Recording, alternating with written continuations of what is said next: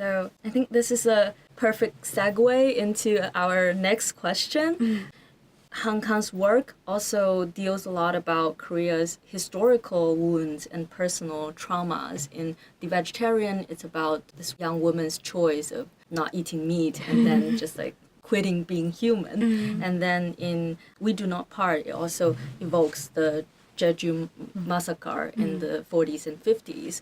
So how do you ensure that these emotions and historical nuances resonate with readers who are not familiar with Korea's past?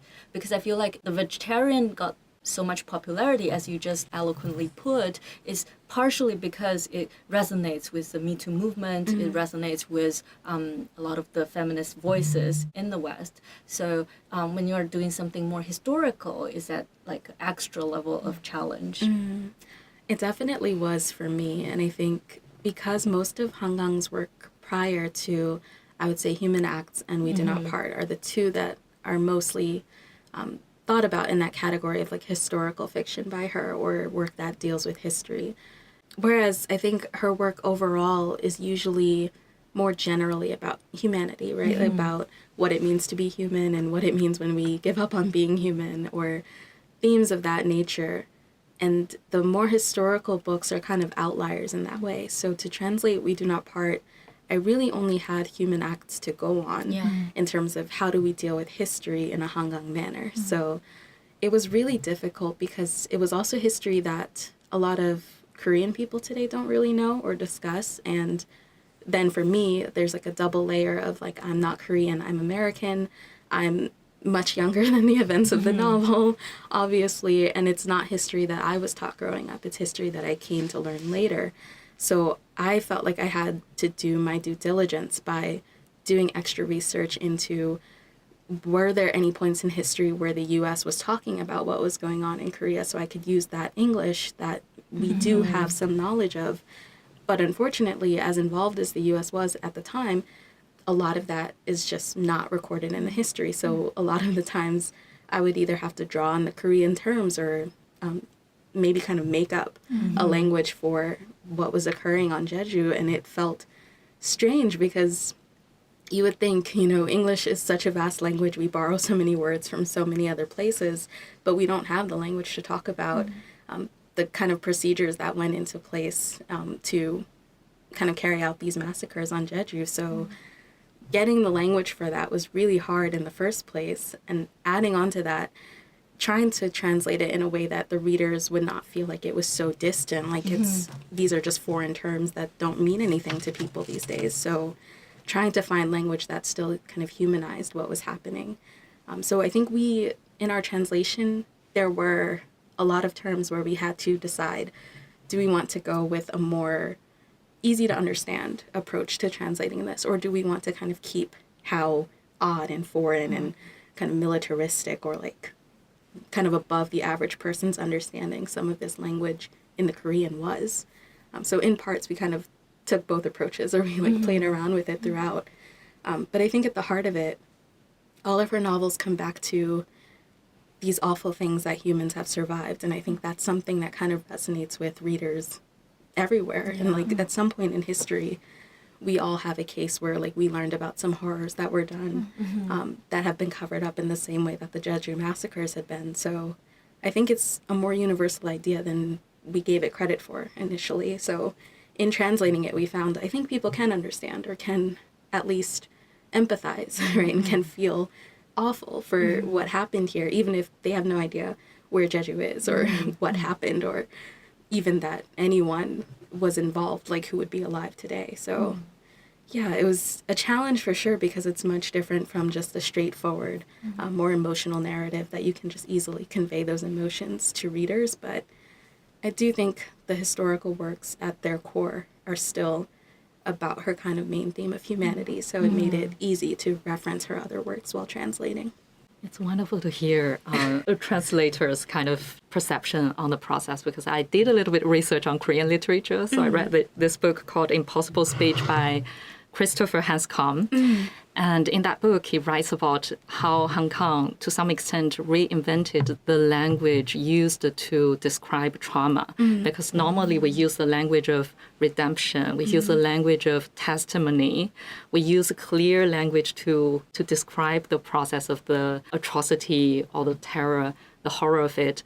But Han Kang used a more ambiguous, fragmented, unstable kind of language and also subjectivity to talk about trauma. So I can only imagine this type of language is not present in most of the books we've read in other languages. So you must be reinventing something too in the process of translation, right? To expose readers of English version of her book to the new perception of trauma, the new perception of Jeju massacre and similar events like that. So it's a reinvention. It's a new intervention to at least from what I heard from you and the description of Han Kang's work by Hans Kang. I think it's a really admirable effort. Thank you.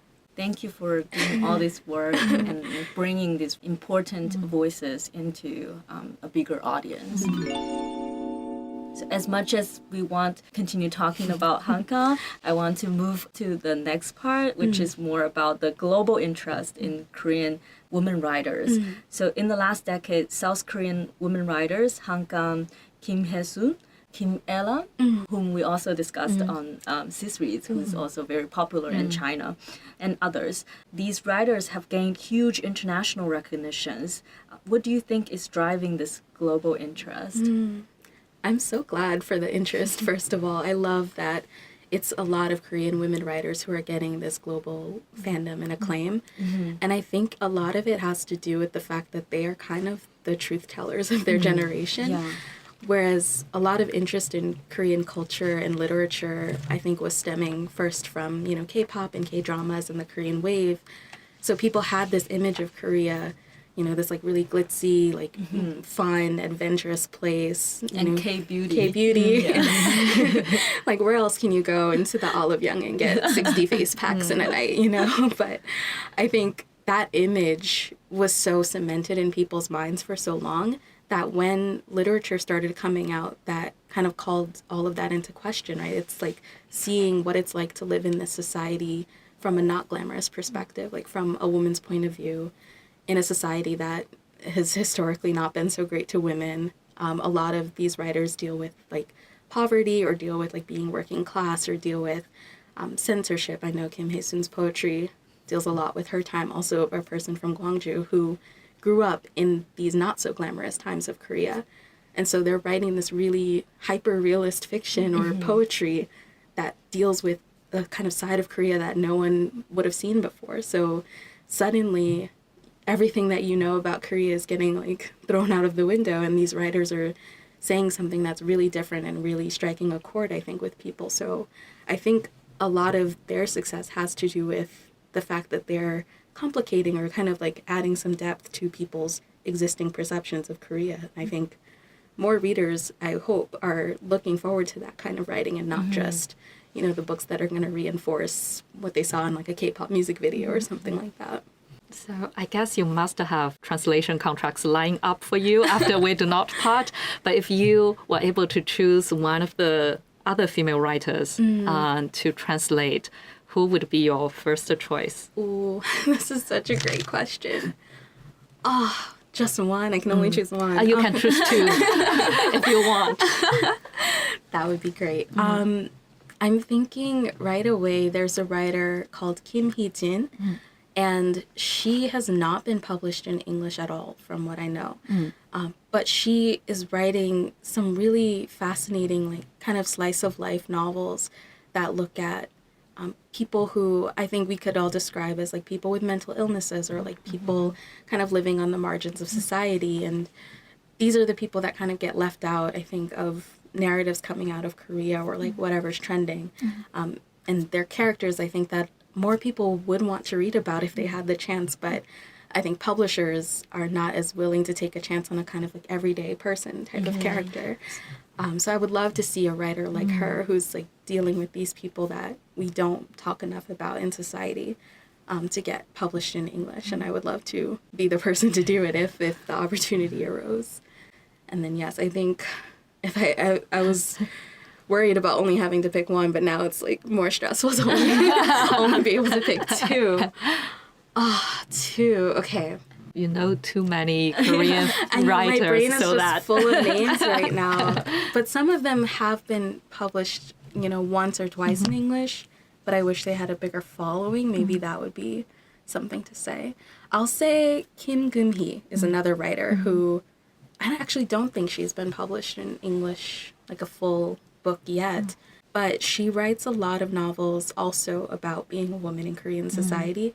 And it's shocking to me that she hasn't been published because she's so acclaimed in Korea. Like, her prose is beautiful. She's writing kind of like best-selling or like award-winning books like every time she produces something new. But I think from what publishers are saying on the US and UK side, they're not interested in, more women's stories, basically. It seems like they're thinking this trend is dying off. But I would love for them to be proven wrong, and I would love to see more interest in what the Korean women writers have to say.